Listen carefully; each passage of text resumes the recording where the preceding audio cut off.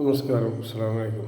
ഇന്ന് 26 ജൂലൈ 2025. എൻ്റെ പ്രധാനമന്ത്രിക്കും സുരേഷ് ഗോപി സാറിനും അതുപോലെ BJP പ്രസിഡന്റിനും അപ്പോൾ ഇന്ന് പറയാൻ വരുന്നത് ഇന്ന് 26 ജൂലൈ 2025. അപ്പോൾ ഇന്ന് പറയാൻ വരുന്നത് 10 ദിവസത്തെ ഫുൾ ടൈം മരുന്ന്, 10 പകൽ ഫുൾ ടൈം മരുന്ന് ഉപയോഗിച്ചാൽ നിങ്ങളുടെ ഓട്ടിസം ബാധിച്ച കുട്ടികൾ നിങ്ങളെങ്ങനെയുണ്ടോ അതുപോലെ ക്ലിയറായിട്ട് വരും. ഭൂരിഭാഗവും ക്ലിയറായിട്ട് വരും. ഇന്ന് 45% കൂടുതൽ കുട്ടികൾ ഓട്ടിസം ബാധിച്ചവരാണ് നമ്മൾ ജനപരിപ്പത്തിൻ്റെ. അവർക്ക് ഭക്ഷണം വേണമെന്നോ വെള്ളം വേണമെന്നോ പറയാൻ കഴിയില്ല. രണ്ടാമത്തെ കാര്യം എന്ന് പറഞ്ഞാൽ മുട്ടുവേദനയും തണ്ടൽ വേദനയും. ഈ 10 ദിവസം മരുന്ന് ഉപയോഗിക്കേണ്ടി വന്ന 10 ദിവസമായി ഇവർക്കൊന്നും ചെയ്യുന്നില്ല. 3 ദിവസം കൊണ്ട് അത് ക്ലിയറാവും. മനസ്സിലായില്ലേ? അങ്ങനെ ചെയ്താൽ 70 വർഷത്തേക്ക് മറ്റൊരു മരുന്നും ഇല്ലാണ്ട് വേറെ മരുന്ന് കഴിക്കാണ്ട് കണ്ടീഷനായി മാറി കിട്ടും. അത് 10 ദിവസം മരുന്നാണ് കേട്ടോ, ഒരു നേരത്തെ മരുന്നൊന്നുമല്ല. അപ്പോൾ അറ്റാക്ക് വന്നാൽ തൽക്കാലം 500 ഉൾപ്പെടെ മരുന്നായിട്ട് നിങ്ങൾക്ക് രക്ഷപ്പെടാൻ സാധിക്കും. 500 ഉൾപ്പെടെ മരുന്ന് നിങ്ങൾ നിസ്സാരമായിട്ട് കരുതൊന്നും വേണ്ട. അതുപോലെ ചില ആളുകൾക്ക് കുടലിൻ്റെ ഉള്ളിൽ ഒരു ജാതി നീർക്കെട്ടായിട്ട് കുമ്പിടാൻ വയ്യ, നീരാൻ വയ്യ, ഒരു 500 രൂപ ചിലവഴിക്കുക. അതായിട്ട് നിങ്ങൾക്ക് തൽക്കാലം ആയിക്കോട്ടെ. ഈ തൽക്കാലം എന്ന് പറഞ്ഞത് ഇംഗ്ലീഷ് മരുന്നിൻ്റെ മാതിരിയല്ല. ഇത് സാധനം വേറെയാണ്. പച്ചമരുന്നിന് അതിൻ്റെ ഗുണമുണ്ടോ? അത് ഓരോ സാധനവും ഇങ്ങനെ നിങ്ങൾ കാണുമ്പോൾ നിസ്സാരമായിട്ട് നിങ്ങൾ കാണും, പക്ഷേ അത് നിസ്സാരമല്ല. കാരണം ഒരു സാധനത്തിനെ കുറിച്ച് പഠിക്കാട്ടാവില്ല. അതുപോലെ തന്നെ തണ്ടൽ വേദന, മുട്ടുവേദന നന്നാക്കുന്നത് നമ്മളിപ്പോൾ ഈ പച്ചമരുന്ന് കൊടുത്തിട്ട് ആദ്യം അരച്ച മരുന്ന് കൊടുത്ത് ആദ്യം ശരിയാക്കണം മൂത്രസഞ്ചി, ലിവർ, കരൾ, മനസ്സിലായി, വൃക്ക, മനസ്സിലായില്ലേ?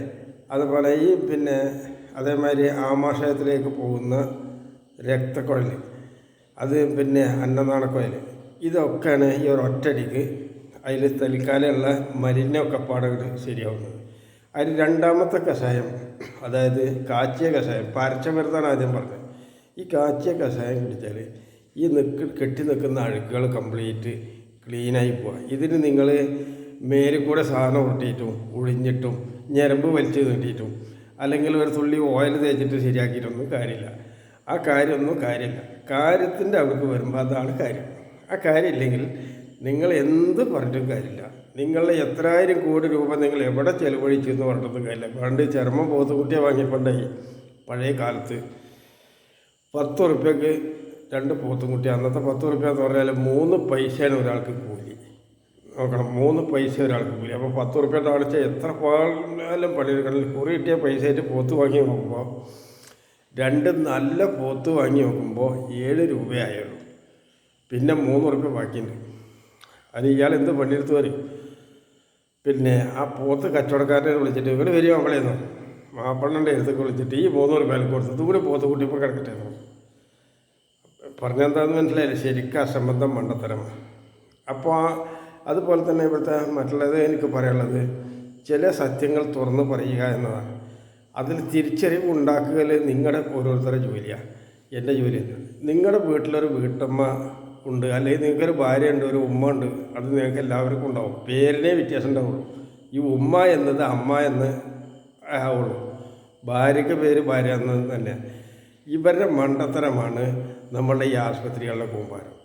നിങ്ങളുടെ വീട്ടിലൊരു ഷുഗർ രോഗി ഉണ്ടെങ്കിൽ, അല്ലെങ്കിൽ ഒരു കിടപ്പ് രോഗി ഉണ്ടെങ്കിൽ, അല്ലെങ്കിൽ 10 ദിവസത്തിൽ കൂടുതൽ മരുന്ന് കഴിക്കാൻ വന്നെങ്കിൽ അത് ഈ പെണ്ണ് തന്നെയാണ് കാരണം. കാരണം ഇവളുടെ അഹംഭാവവും തെറ്റായ നയവുമാണ്. അത് നിങ്ങൾ തിരുത്താൻ വേണ്ടി ശ്രമിക്കണം.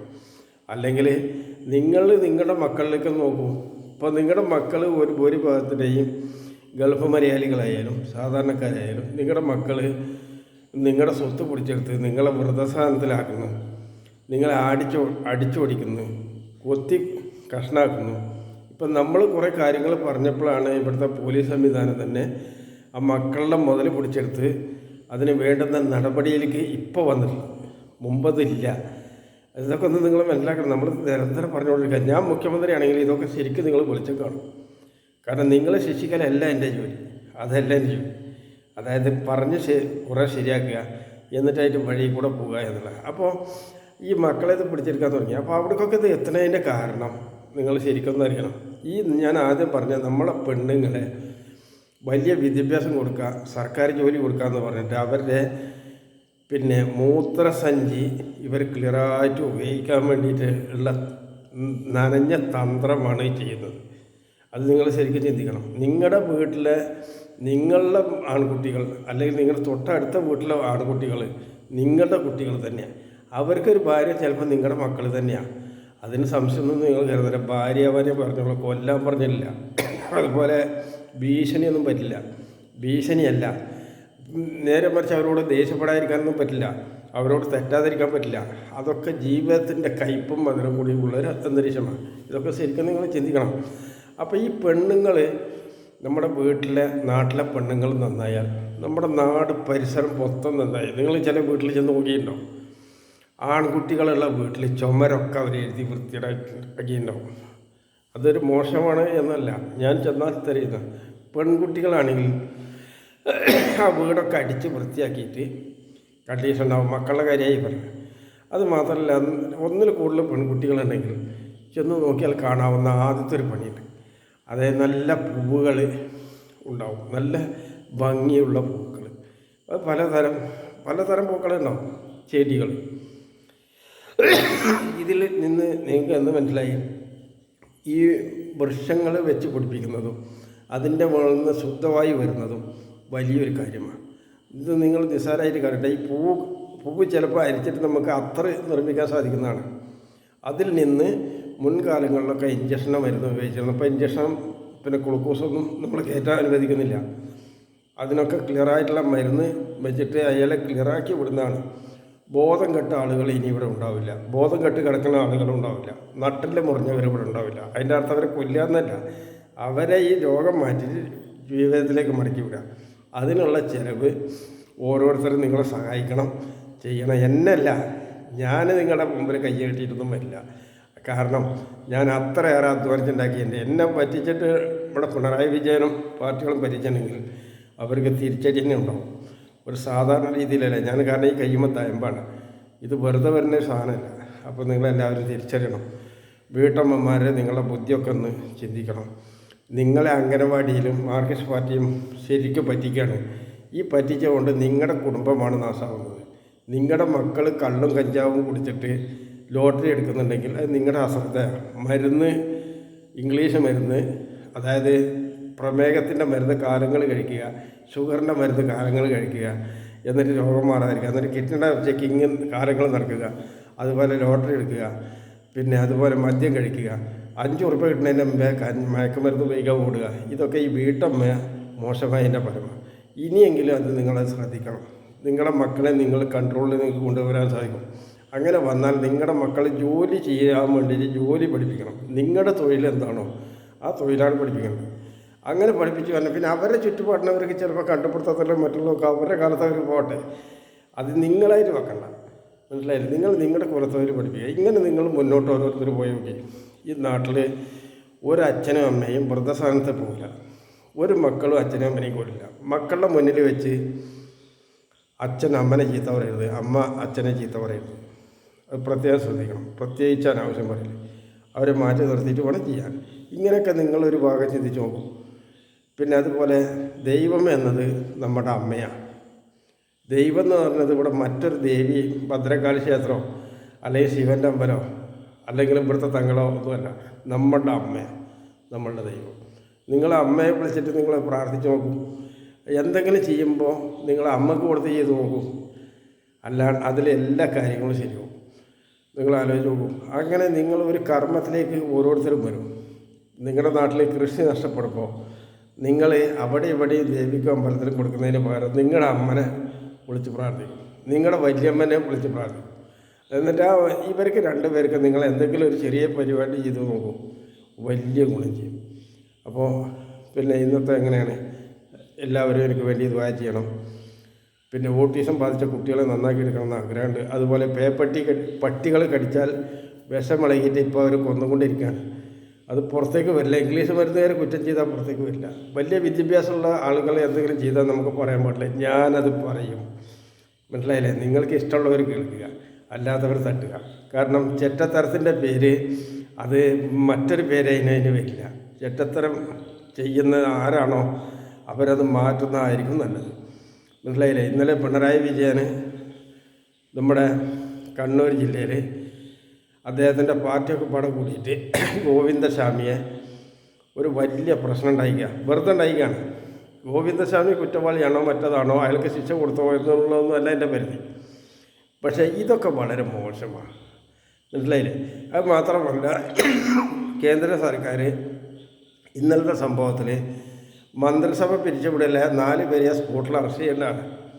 കാരണം അതാണ് അതിൻ്റെ നടപടിക്രമം. അതിൽ മറ്റുള്ള കളികളൊന്നും അതിൽ പറഞ്ഞാലാവില്ല. നിയമം എനിക്ക് അനുസരിച്ച് നിൽക്കില്ല. നിയമം ഞാൻ ശരിയുണ്ടെങ്കിൽ മാത്രമേ എനിക്ക് നിൽക്കൂ. ഇപ്പം ഞാൻ നിങ്ങളോട് കച്ചറുണ്ടാക്കിയിട്ട് എവിടെയെങ്കിലും ഒരാളെ കൊല്ലാനോ ഒരാളെ ഭീഷണിപ്പെടുത്താനോ ഞാൻ ഇറങ്ങിയാൽ എൻ്റെ ഈ പണിയൊക്കെ കഴിഞ്ഞു. പിന്നെ എനിക്ക് ആ പണി ഉണ്ടാവില്ല. എനിക്ക് പറയാനുള്ളത് ഞാൻ കൂടെ പറഞ്ഞു. അതിന് എനിക്കൊന്നുമില്ല, പറയാനുള്ളത് മാത്രമേ പറഞ്ഞുള്ളൂ. അല്ലാണ്ട് അങ്ങേപ്പുറത്ത് വേറൊരുത്തൻ്റെ പരടി കയറിയുള്ള ഒരു കാര്യവും ഞാൻ ചെയ്യാറില്ല. എനിക്ക് അതിൻ്റെ ആവശ്യമില്ല. മനസ്സിലായില്ലേ? എല്ലാവരും എന്നോട് സഹകരിക്കണം. ഞാൻ മുഖ്യമന്ത്രി ആയി വരാണ്ട് നിങ്ങളുടെ ഒരു കാര്യവും നൽകില്ല. തുല്യ പെൻഷൻ കിട്ടില്ല, കറണ്ടിൻ്റെ സംവിധാനം തീരില്ല, നിങ്ങളുടെ പോലീസ് കേസുകൾ ഒന്നും പരിഗണിക്കില്ല. ഇനി 10,000 കൊല്ലം പിണറായി വിജയനോ മാർക്സിസ്റ്റ് പാർട്ടിയോ ഇവിടെ ഭരിച്ചുകൊണ്ട് നിങ്ങളുടെ ഒരു പ്രശ്നവും പരിഹരിക്കില്ല. അതുപോലെ കോൺഗ്രസ്സുകാർ ഇതിന് മുമ്പ് ചെയ്തില്ലല്ലോ. ഒരു വാർഡിൽ തൊഴിൽ സ്ഥാപനം കൊടുത്തില്ല. എന്താ കാരണം? അവർക്ക് എൻ്റെ ബുദ്ധിയുള്ളൂ.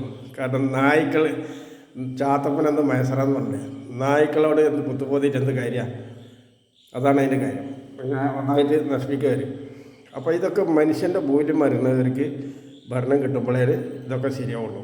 അല്ലാണ്ട് മറ്റുള്ളതൊന്നും ശരിയാക്കാൻ കഴിയില്ല. മനസ്സിലായില്ലേ? അപ്പോൾ എല്ലാവരും നല്ല ശ്രദ്ധിക്കുക. ഇപ്പോൾ നല്ലൊരു ഭരണം നമ്മൾക്ക് കണ്ടത് AB വാജ്പേയി വന്നിട്ടാണ്. അതിൻ്റെ ശേഷം ഇപ്പോഴത്തെ പിന്നെ നമ്മുടെ പ്രധാനമന്ത്രി നരേന്ദ്രമോദി വന്നിട്ടാണ്. ഇതിൻ്റെ മുമ്പ് മന്ത്രിമാരുണ്ടായിരുന്നു.